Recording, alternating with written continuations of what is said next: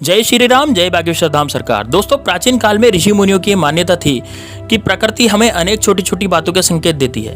यह संकेत आपके भविष्य से जुड़े हुए हो सकते हैं। यह आपके जीवन में घटित होने वाली अच्छी और बुरी सभी प्रकार की घटनाओं की जानकारी देते हैं। यदि हम उन संकेतों को समझ जाते हैं तो यह हमारे लिए बहुत ही अच्छी बात होती है। लेकिन कभी कभी हम संकेतों को नहीं समझ पाते या फिर नजरअंदाज कर देते हैं, उनको टालने की कोशिश करते हैं। तो आज हम जानेंगे कि शास्त्रों में बताए गए कुछ ऐसे विशेष पक्षी जो कि संकेत देते हैं। तो आइए जान लेते हैं दोस्तों उन अलग अलग पक्षियों के बारे में जो कि घर में यदि आते हैं तो हमें किस तरह के संकेत देते हैं। और हम ऐसे खास पक्षी के बारे में आपको बताएंगे जिसका आना घर में बहुत ज़्यादा शुभ माना जाता है। साक्षात माँ लक्ष्मी का वाहन ही है दोस्तों।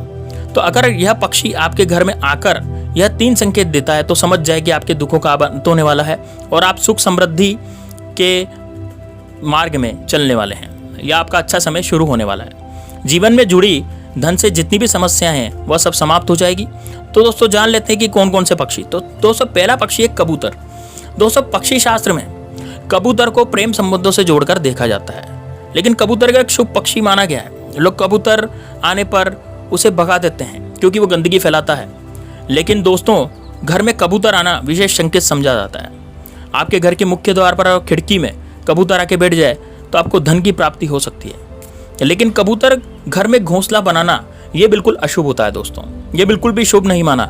यदि कबूतर आपके घर में आ रहा है तब तो ठीक है, लेकिन यदि कबूतर आकर के आपके घर में घोंसला बना रहा है तो फिर ये आपके भाग्य के लिए उचित नहीं है। आपका भाग्य इससे नष्ट होने वाला है, आपका भाग्य दुर्भाग्य में बदलने वाला है। तो दोस्तों यदि आपके घर पे कबूतर आए तो उसको चुग्गा अवश्य डालें। आप उसको ज्वार की दाने डाल सकते हैं, इससे आपकी सभी मनोकामना पूर्ण होती है और आपकी मनोकामना जरूर मांगिए। दूसरा पक्षी है दोस्तों मोर। दोस्तों मोर एक बहुत ही शुभ और पवित्र पक्षी माना जाता है।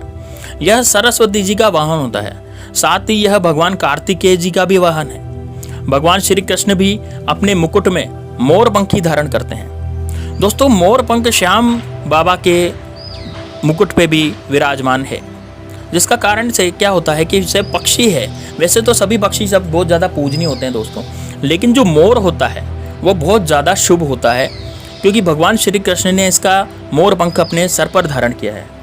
इसका अर्थ है कि मोर बहुत ज़्यादा शुभ होता है। यदि आपके घर पर कहीं से मोर आकर बैठ जाए तो इसे बहुत ज़्यादा शुभ संकेत समझना चाहिए।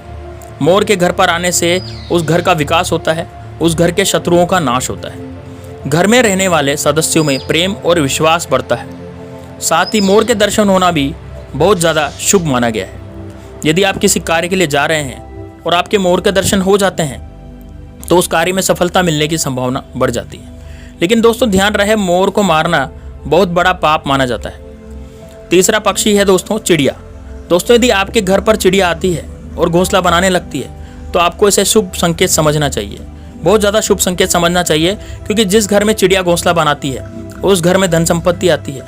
और यदि चिड़िया ने अपने आपके शरीर पर अथवा खासकर आपके सिर पर बीट कर दी तो ये बिल्कुल भी शुभ नहीं होता। यह किसी अशुभ समाचार का संकेत देता है। आपको जल्दी ही कोई अशुभ समाचार मिलने वाला है। तो घर में भी यदि कहीं चिड़िया बीट कर देती है तो ये बहुत ही खराब संकेत होता है दोस्तों चिड़िया बहुत डरपोक पक्षी होता है, वह जल्दी किसी के करीब नहीं जाती। लेकिन यदि चिड़िया आपके पास आने जाने लगे, बिना डर के आने जाने लगे, तो समझ जाइए आपके घर में बहुत ही शुभ और सकारात्मक ऊर्जा का संचार है। ऐसे घर में रहना बहुत ही शुभ माना जाता है।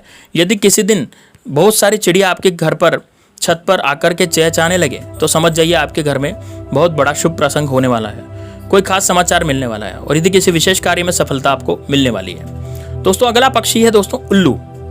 दोस्तों उल्लू के बारे में ये बहुत ही रहस्यमय पक्षी माना जाता है दोस्तों। उल्लू के विषय में ऐसी बातें और मान्यताएं हैं जो कि आज भी उसे शुभ और अशुभ के बीच में उलझा के रखती है। इसलिए तो कह रहा हूँ बहुत ज़्यादा रहस्यमय पक्षी है। कई लोग उल्लू को बहुत ज़्यादा शुभ मानते हैं और कुछ लोग तो ऐसे भी हैं जो उल्लू को अशुभ समझते हैं। दोस्तों उल्लू एक निशाचर पक्षी है जो कि रात में चलता है। जैसे चमगादड़ चलती है ना, इसी तरह से उल्लू भी रात में चलता है और दिन में सोता है। असल में उल्लू की शरीर की रचना, उसकी आवाज़ ऐसी होती है कि कोई भी देखकर डर जाए। शायद इसी कारण से इसे देखना अपशगुन माना जाता है, अपशगुन समझा जाता है, क्योंकि उसकी बनावट ही ऐसी है और उसकी आवाज़ भी ऐसी होती है। उल्लू के मुंह से निकलने वाली ध्वनि रात के शांत वातावरण को डरावना बनाती है। ऐसा लगता है कि कौन बोल रहा है। तो दोस्तों उल्लू की आंखें बड़ी और बेहद डरावनी और इंसानों की तरह सामने की ओर होती है। कान भी इसके बड़े बड़े होते हैं और चेहरा बादाम के आकार का होता है। उल्लू अपनी गर्दन और आंखों को चारों ओर घुमा सकता है। भयानक दिखने वाले इस पक्षी की आवाज़ भी बहुत ज़्यादा भयानक होती है। यह हमेशा रात में ही चिल्लाते हैं और अपना शिकार करते हैं। इसलिए इनके भयानक रूप के कारण पुराने लोग इसे बहुत ज़्यादा अशुभ समझते थे। लेकिन दोस्तों पुराण में वर्णित एक कथा के अनुसार लक्ष्मी जी जब स्वर्ग से धरती पर आ रही थी तो उन्हें सबसे पहले प्राणियों में उल्लू ही दिखा। क्योंकि वह रात का समय था तो प्राणियों में उल्लू ही एक ऐसा था जो जाग रहा था, इसलिए उन्होंने उसी को अपना वाहन बना लिया। इसलिए उल्लू का दिखना या उसकी आवाज़ सुनाई देना अत्यंत शुभ माना जाता है। पश्चिमी बंगाल, असम और उड़ीसा में तो लक्ष्मी जी के साथ साथ उसके वाहन उल्लू की भी पूजा करने का रिवाज है।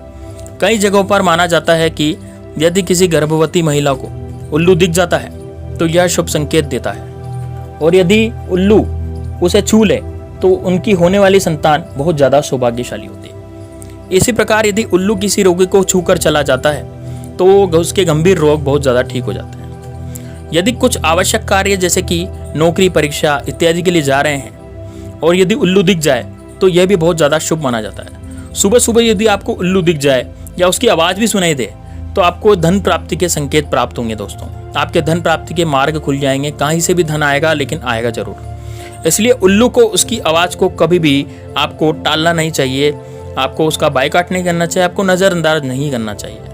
दोस्तों उल्लू की आंखों में आंखें डालकर यदि आपने देख लिया और उससे साथ आप नज़र मिला ली तो मान लीजिए आपका कोई भी मुश्किल काम है या आपको बहुत ज़्यादा परेशानियां आ रही हैं तो वो सारी परेशानियां आपको दूर कर देगा। यह बहुत ज़्यादा शुभ होता है। आप समझ लीजिए दोस्तों, यदि आपने आंखों से आंखें उल्लू में मिला ली तो आपके ऊपर धन की वर्षा भी होने वाली है। धन बरसने वाला है। कहीं से भी आपका कहीं से भी संपर्क ऐसा बैठेगा कि आपके ऊपर धन की बारिश होगी। इसी प्रकार से कुछ लोग उल्लू को दिखना या उसकी आवाज़ सुनाई दे जाने को अपशगुन मानते हैं, क्योंकि उल्लू की आंखों की विशेषता होती है कि वह एक ही समय पर एक आंख से एक दिशा में और दूसरी आंख से दूसरी दिशा में देख सकता है। इसलिए उल्लू यदि दाएं ओर देखकर बोलता है तो यह बहुत ज़्यादा अशुभ होता है, लेकिन बाईं ओर देखकर बोलता है तो बहुत ज़्यादा शुभ माना जाता है। इसलिए कहते हैं कि उल्लू जिस घर में बैठ जाता है वह जल्दी बर्बादी भी आ जाती है। किसी घर पर उल्लू का लगातार बैठना या उसका रोना उस घर में रहने वाले लोगों के लिए अपशगुन संकेत माना जाता है। साथ ही वहाँ पर धन हानि या मृत्यु का भी अंदेशा रहता है। वैसे देखा जाए तो दोस्तों शुभ और अशुभ की बहस ने इस पक्षी को बहुत ज़्यादा उलझा है।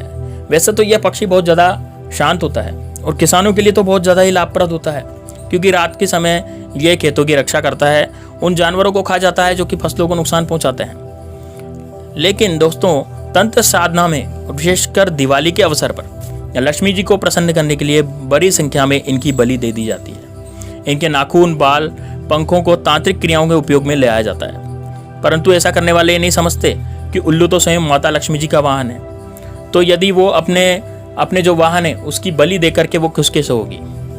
लेकिन दोस्तों इस पक्षी में कुछ ऐसी रहस्यमय बातें होती है जिस कारण ये बहुत ज़्यादा रहस्यमय माना जाता है और कभी डरावना समझा जाता है या कुछ लोग इसको शुभ मानते हैं। तो दोस्तों उम्मीद है आपको हमारी वीडियो समझ आई होगी और पसंद आई होगी। यदि ये वीडियो पसंद आई हो तो हमारे चैनल को सब्सक्राइब कीजिए और कमेंट में जय श्री राम जरूर लिखिए, क्योंकि राम से बड़ा होता है राम का नाम। यदि आप जय श्री राम एक बार कमेंट में लिखेंगे तो आपके सारे बिगड़े हुए जितने भी काम है वो सब बनते हुए चले जाएंगे।